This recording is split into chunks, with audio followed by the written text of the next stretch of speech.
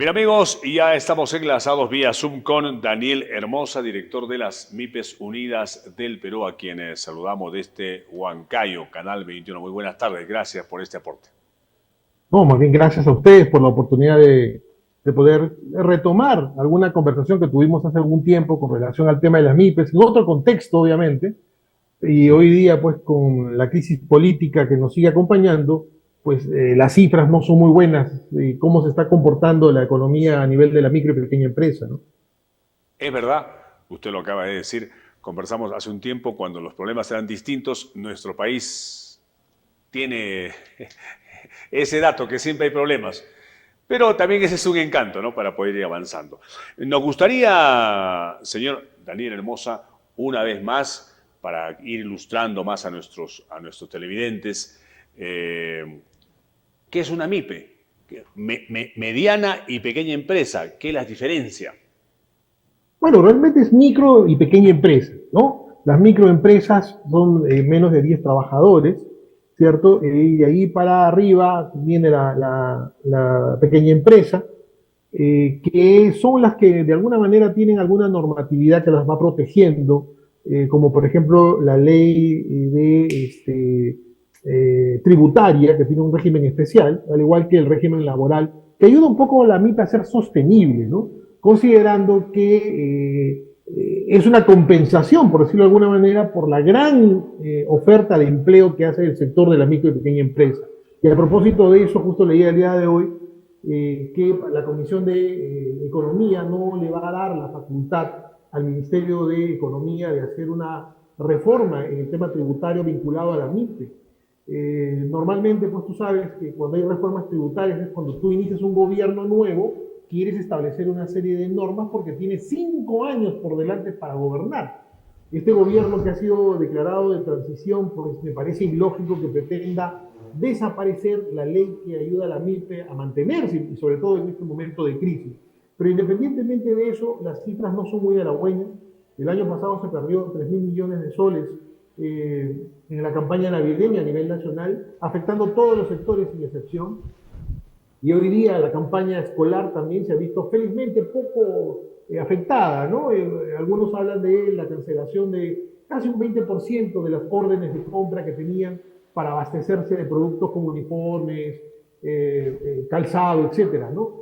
Esperemos que en el poco tiempo que queda todavía para el inicio de clases se pueda recuperar más la industria del calzado y confecciones, ¿no? Que, como repito, se ven bastante afectadas. Justo conversaba con Susana Saldaña de Gamarra y me comentaba que la campaña de verano, que también es una campaña importante, también se ha perdido y Gamarra se apresta en este momento a hacer descuentos fabulosos en todo lo que significa la ropa ligera, ¿no? Para la campaña de verano. Pero realmente venimos a trompicones, se han perdido 100.000 MIPES, en otras palabras, han pasado a la informalidad o han quebrado, lo que trae como consecuencia la pérdida de más de 250.000 de puestos de trabajo formales, ¿no? Estas cifras, por supuesto, están sujetas a que termine la crisis, ¿no? Y podamos hacer una evaluación más concienzuda de los efectos que ha traído esta crisis política, ¿no? Que yo creo que podríamos calificarla inclusive hasta peor que la crisis del COVID-19, porque no solamente ha deteriorado la estabilidad de las empresas, sino también la pérdida de empleo, ¿no? Y que no se recupera aún los niveles de empleo de prepandemia. Y esto es gravísimo porque, como tú sabes, todos los años se incorporan 300.000 jóvenes al mercado laboral y tenemos un acumulado de casi de 1 millón de puestos de trabajo, ¿no? 20, 21, 22, ¿no? Entonces, tenemos que acelerar la reactivación económica, pero para esto tiene que haber una política de salvataje y lograr la paz política que es tan necesaria para poder pensar en la reactivación económica. ¿En qué podría ser, señor Daniel Hermosa? Estamos conversando con el director de las MIPES Unidas de Perú. ¿Cuál podría ser la contribución, el aporte del gobierno en este tema de salvataje que usted indica? Para comenzar, tiene que dar la paz social y la paz política, ¿no? Hemos tenido hace unas semanas una idea media, yo digo, coquetona con la izquierda radical de anunciar la presidenta de la República, la señora Boluarte, de la posibilidad de que la Comisión de Constitución pueda modificar la Constitución al 100% en el próximo Parlamento, ¿no? Felizmente eso no ha prosperado, pero indica un poco la desesperación que ella tiene por lograr una paz a costa de cualquier cosa. Yo creo que el momento constituyente no se va a llevar a cabo, por lo menos yo calculo en unos próximos 20 años más, porque la Constitución, a pesar de todos sus defectos, ha generado riqueza.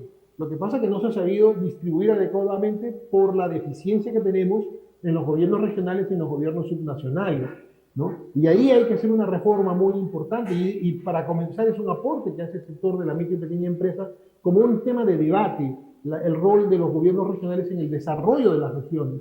Ahora, ¿qué tiene que hacer el gobierno? Como está claro, tenemos inversión cero en el sector privado. Hay inversión cero, y no de ahora, viene del inicio del gobierno de Castillo, que la inversión se ha retraído a niveles pues, alarmantes, ¿no? Y creo ahí que el Estado lamentablemente va a tener que meter incentivos para poder generar consumo, porque las MIPYMES no queremos créditos baratos ni nada por el estilo, lo que queremos es gente que consuma. Y como estamos en plena recesión, ¿no? El consumo se ha retraído. Y ahí hay que aplicar políticas contracíclicas, como por ejemplo incentivar más los programas de empleo temporal, ¿no? Tanto en las regiones más pobres del país, ¿no? O donde se ha paralizado, por ejemplo, el turismo, ¿no? Hay que incentivar la creación de puestos temporales, ¿no? De otra parte, mejorar la remuneración a los cesantes y jubilados, pagar la deuda del FONAVI, creo que eso ayudaría muchísimo, son varios miles de millones que ayudarían a la dinámica del consumo. Yo no me imagino pues, un jubilado fonavista que vaya a recibir su plata y se vaya a ir pues, de viaje al extranjero. Será para pagar deudas y consumir. Y eso a nosotros nos ayuda muchísimo a reactivar la economía. Y finalmente pagarle la deuda a las MIPYMES. Hay millones de soles que se deben de las gestiones anteriores en los gobiernos subnacionales, ¿no? Que no se han pagado. Y ahí necesitamos que se reactive con el consumo en la economía del país. Daniel Hermosa, director de las MIPYMES Unidas del Perú. A propósito de lo que estamos hablando y del tema que es políticamente complicado en nuestro país, para algunos, cambio de la Constitución. Hay un argumento que dicen ciertos sectores de que esta Constitución siempre ha favorecido desde el año 93 en el que ha sido impulsada a los grandes capitales y que las medianas y pequeñas empresas siempre están en deterioro. Usted, como presidente de esta institución de las micro y pequeñas empresas, ¿qué nos puede decir al respecto? Bueno, es que realmente la Constitución no es culpable de eso.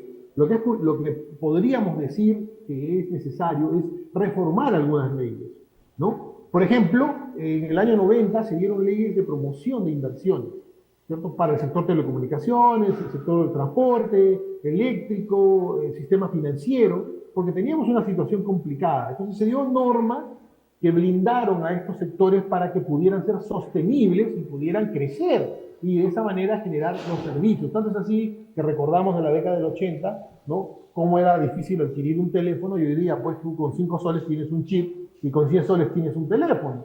Entonces es obvio que ha habido una mejora muy importante. El tema es que debe haber leyes de segundo piso. O sea, para mí el problema, y creo que para los que hemos logrado analizar el tema, hay que dar leyes que evolucionen estas leyes que dieron cierta protección. Por eso es que la gente tiene la percepción que existen oligopolios y monopolios. Realmente no existen. El tema es que hay que incrementar la competencia para que los precios bajen. Es lógico. Si yo tengo 5 estaciones de radio, obviamente vamos a tener una tarifa. Pero si comienzan a incrementarse las estaciones de radio o de televisión, las tarifas van a bajar por los efectos de la competencia, ¿cierto?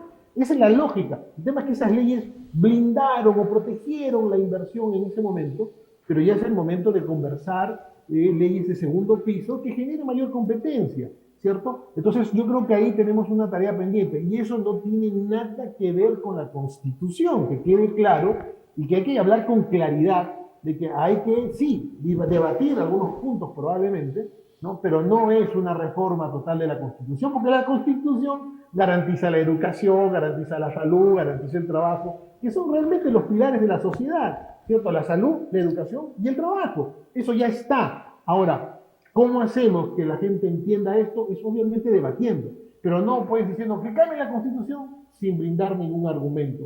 Yo creo que ahí tenemos una misión, la prensa, y los gremios empresariales, la academia, ¿no? Los constitucionalistas, que debemos comenzar comenzar a conversarlo sin ningún problema. Y si hay algo que cambiar, se cambiará. Pero no una persona constituyente que traería una inestabilidad total al país para repetir la broma que pasó en Chile hace unos meses, que votaron en contra de esa constitución hechiza que hicieron la asamblea constituyente que tuvieron ellos ahí. Porque obviamente no era necesario hacer eso. Hay que hacer reformas, sí, nadie se opone a eso, pero hay que hacerlas pensadas y no por un tema ideológico, sino por un tema de realidad, que es lo que realmente necesita el país. ¿Qué tanto afecta la importación de productos chinos a las empresas peruanas, que es un tema que está siempre ahí latente? Sí, bueno, justamente Susana Saldaña ayer comentaba en un diario de circulación nacional que las salvaguardas son una necesidad en este momento más que nunca, ¿no? Las importaciones chinas han crecido de manera sostenida, ¿no? Casi un 20% han crecido las importaciones, mientras que ha caído la venta de gamarra casi en un 29%. Entonces, eso es un tema que a nosotros nos preocupa mucho porque obviamente la industria nacional genera empleos, ¿cierto? Cada vez que compramos un producto chino estamos pagándole a un obrero chino, ¿cierto? Y no es que sea chauvinista, sino que tenemos que tener muy claro que mientras no podamos defender a la industria nacional, lo que vamos a tener es menos puestos de trabajo o la precarización de los puestos de trabajo. Porque obviamente si tengo que vender más barato, ¿de dónde economizo? Tengo la energía eléctrica más cara de Latinoamérica, tengo el gas más caro, o sea, ¿te das cuenta? O sea, ¿dónde sí puedo mover es contratando personal de manera informal? No lo avalamos, no lo suscribimos, pero esa es la realidad. En la medida que nuestro mercado sufra el embate agresivo de la mercadería importada, ¿no? Realmente va a ser bien complicado fortalecer la industria nacional. Entonces yo creo que ahí sí hay que aplicar las salvaguardias, sobre todo porque amerita el caso, ¿cierto? Por la grave crisis que estamos viviendo.